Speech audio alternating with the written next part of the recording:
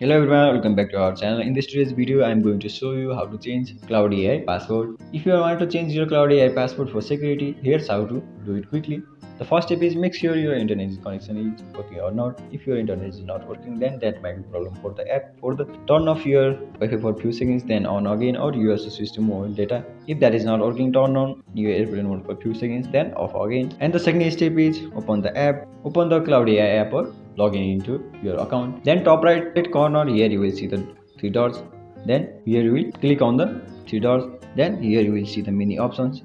Then down there at the right corner here you will see the setting option. Then click on setting and here you will see the many options. Then go to your profile and click on update profile and you will see the and click on this page go to the account setting and click on your profile icon. Then go to your account and then setting. Select the change password, tap on change password, enter your current password, then type your new password twice to confirm. If your security option is not available or select the change password is does not show on the app, then you might click on top, scroll down and you here top right bottom corner on the like I option, then click on the I and here you will see the many options like customer consumer terms, acceptable policy, privacy policy and license and help and support. Click on help and support and here you will see the many options. Then tell your problem and that might be help for you. And that's it, that's how